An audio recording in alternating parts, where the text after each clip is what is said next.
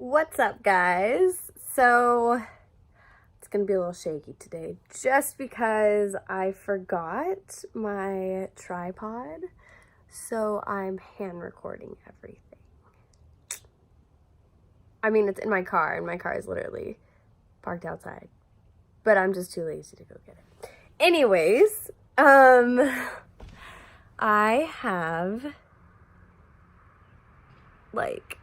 stressed about this video so much just because it's super personal and vulnerability is not my strong suit. No, pretty good at putting up a facade or mask or wall or whatever you want to call it, but whatever it is, I'm stellar at it. So I've been kind of avoiding this video, but with just being more open about depression and anxiety and healing on Instagram, I felt like it's kind of time to just jump on the ball and just go. Just start running and talking, and whatever comes out of my mouth comes out of my mouth. I wrote some things down, but that doesn't mean that I'm going to follow it. I don't know. Anyways, here is how I cope with anxiety and depression. I'm already really anxious right now. But it also feels just kind of weird talking to my cell phone. So, anyways, what to do when anxiety and depression kind of jumps on you, or just sneaks up, or if you're starting to recognize it, coming back. I've gotten better at definitely recognizing when I'm I call it slipping, when I start slipping into little episodes. It doesn't happen as often as it used to, but it definitely does still happen. I mean, aside from talking, that's super important, because it helps you recognize your emotion instead of pushing it down, which I feel helps even more, because half the time I was asking myself, how did I even get into this meltdown? There were no signs, nothing. I just all of a sudden woke up and just meltdown. Something happened, meltdown. And it was because I wasn't recognizing my signs, and I wasn't acknowledging that, hey, I'm not having a great mental health day. My mental health isn't exactly 100 today.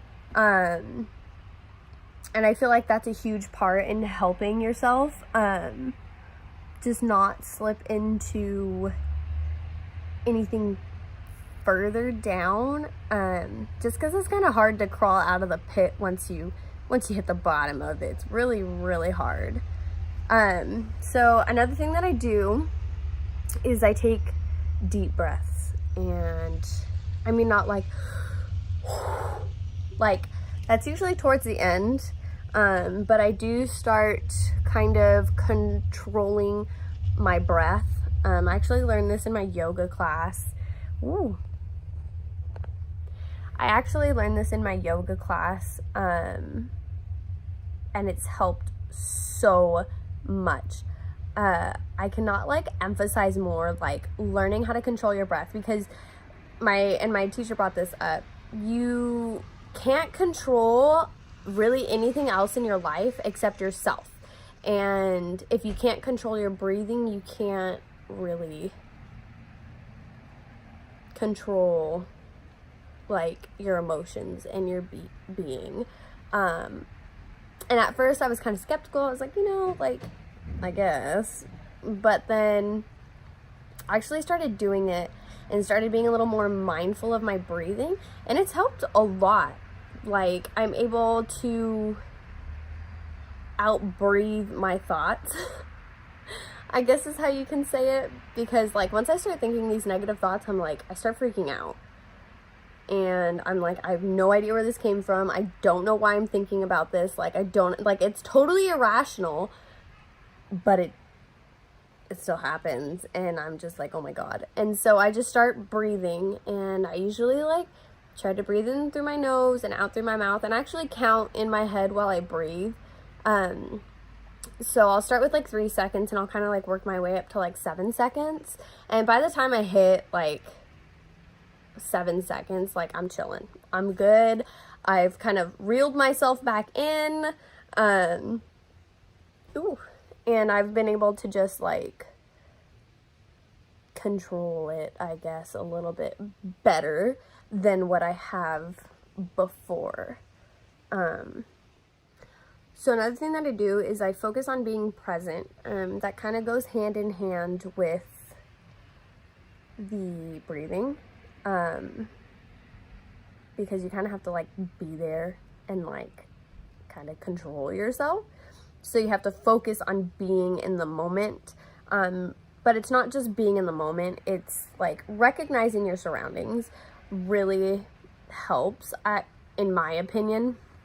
If I'm in a place, you know, like school or work, I usually just try to pay attention to like what's going on around me. So if it's like, and nothing that's like super crazy or busy, like I usually focus on a wall or something, because I already have everything running like amok in my head, that I don't need to focus on anything that's going to overwhelm me even more. So I'll focus on grass if I'm outside, or the sidewalk, or I'll focus on the sky and the clouds, and I'll focus on my feet, like hitting the sidewalk. I don't know if that's weird, but I do it. It like really just, I don't know, it's just like really soothing, especially because I feel like I'm becoming more familiar with my surroundings, and it kind of takes the anxiety level down, especially because I get really overwhelmed in new places. It just kind of overstimulates like my mind, and I don't like it, and it freaks me out. It makes me really, really anxious, and I get really anxious when I meet new people, and when I do new things or go to a place I've never been to before. Like I just get super anxious because I don't know the people, I don't know the area I'm in. I'm not really like, I just don't feel safe, I guess is what I have to say. So that's where like just focusing like on a wall and being like, oh, there's a wall, there's, you know, like the sky's really blue today, or like just watching the light hit different things, really helps me just kind of come back down to earth. Another thing I also do is like, I guess it's like faking positive thoughts, like an internal war, struggle, whatever, in my brain, between like the positive and the negative, and generally the negative's kind of ruling the conversation. So I kind of have to like focus on like telling myself like that it's okay, that I don't have it together, that, you know, like I'm not less than because my brain doesn't produce serotonin the way it's supposed to.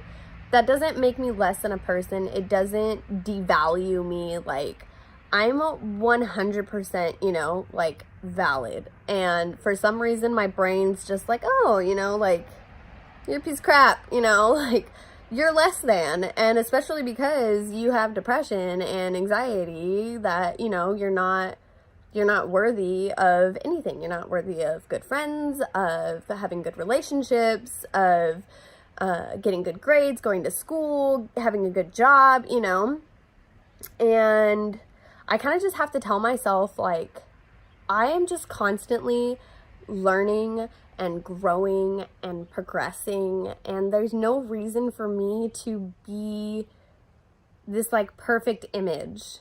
And it's actually impossible to be this perfect image, and it's better to just accept myself than to just, you know, keep telling myself that I'm less than. And that's kind of like how my brain like goes back and forth, like literally it's like a switch. It's weird. It's like two people in my mind just battling it out. But I'll just go back and forth until I'm like, no, I'm good. I'm good. Another thing that I used to do a lot was I used to take a lot of personal days. Because I was told, like, oh, if you're having a really bad mental health day, like, take a personal day. Like, don't go to school, don't go to work, whatever, you know. But I actually learned that unless it's super, super bad, like, I can't get out of bed bad, like, I really shouldn't take a personal day. Sometimes it's just better to go out and do something productive than to sit in bed all day and not shower and just eat and cry and sleep and watch YouTube videos. Because actually that sounds really depressing, and I don't really do that anymore. If I catch myself kind of slipping into it, I like force myself to get out of bed. I force myself to take a shower or put clothes on or do my makeup, because if I sit around, it's just going to get 10 times worse. And so I think it's extremely important to just get up and be productive, whether it's you do a load of laundry or you just take a shower. But generally, if you go out and you go to school and you still go to work and you still push yourself for it, you're going to feel a lot better than laying around and feeling sorry for yourself all day long.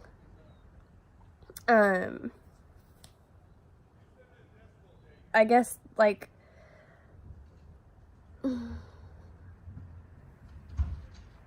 it's just really hard. There's no manual on how to cope, on how, you know, how to get through it. It's all just trial and error. I've dealt with depression and anxiety for years.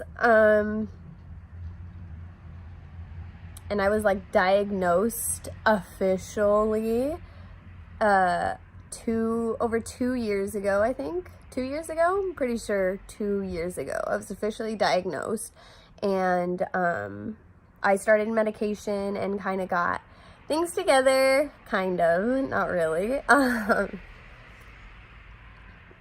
But yeah, I just feel like you just gotta, you have to try and figure out what is best for you. Really, at the end of the day, it's just you. You're the one asleep. You're the one, you know, like, you're the one going to bed with yourself at night, with your thoughts, with your being, with your everything. And I definitely recommend, you know, if it's really bad, like talking to a doctor, talking to a professional, talking to someone you trust, and seeing what you can do, and how to just better your situation, because it does get better. And when it's good, it's good, and when it's bad, it's awful. I get it. But yeah, definitely trying to figure out, like, what helps you will make your life significantly better, because I've had less meltdowns and I've had less days where I'm just feeling like complete crap, or even just feeling kind of crappy, just because I've definitely done like trial and error throughout my entire life to figure out how to make it better. So, you know, but yeah, so talk to your friends, or talk to safe people. Sometimes your friends aren't safe, and you just got to figure out who the safe friend is and who isn't. And what I mean by safe is by somebody who's not going to criticize you and say it's all in your head. That's not a safe person. Safe person may not understand, but they're willing to listen and they're willing to be there for you. and overall not judge you because you don't know how to cope or you're just having a really hard time. Recognize your emotion. Just recognize it and say, okay, yeah, you know what, I am feeling like this, but I'm not, I'm not going to focus on it. I'm just, I'll keep going forward. But don't push it down. Don't say ignore. No, I'm fine. Don't. Just recognize it and say, okay, I'm not having a good time, but that's okay. I'm still going to go through my day and do what I can and get it done, and just be really positive with yourself and be nice to yourself. That's extremely important. It's, it's you against your depression and your anxiety. Like, why are you going to make it more hard? Don't be hard on yourself. We're all human. We all have our own problems, even though some of us don't want to admit it, or, nobody's perfect. Everybody has their own thing that they deal with. Take deep breaths, focus on being present. Try to, if you have to walk away, just walk away for a second, take a deep breath, kind of get your control your breathing, because that'll help you think clearer and it'll make the situation way less stressful. And try to just be positive with yourself and understanding with yourself. That is the most important thing that I can tell you guys, because when you're positive with yourself, you don't have to say, oh my God, everything's fine, everything's great, my life's great, if it's not, but saying it's okay, I can get through this, I can do this, I'm strong, I am better than my illness. And take personal days if you need them, but try to be productive. Try to go to school, at least go to one class. I guarantee you go to that one class and you're going to want to go to all your classes, because that's what I've done. I've missed a couple classes in the morning, and then I go to the rest of my classes and I'm like, wow, I wish I would have gone to my other classes. So definitely try to still, if you have obligations like school or work, still try and go and just push through it. If you guys have any questions, let me know. You can DM me if you're going through it and you don't really know what to do. I am definitely open to talking to people about it. I am no judgment here. I don't, it is what it is. We're all messed up. We're all screwed up. Let's be honest. So, it gets better. It does. And I am proof that it does get better. So, thank you for watching my video. Hopefully it wasn't a total disaster, It's still kind of hard getting used to looking at the camera and talking to the camera. And I didn't have my tripod today either, so I'm sorry if everything was all over the place. So if you guys like the video, give it a thumbs up, subscribe if you'd like. I'm definitely going to be posting more videos in the near future, just on different topics. Let me know what you guys would like to hear or see, or just anything in general. I'm always open to suggestions, and always remember, I'm always gonna be there. Thanks, guys.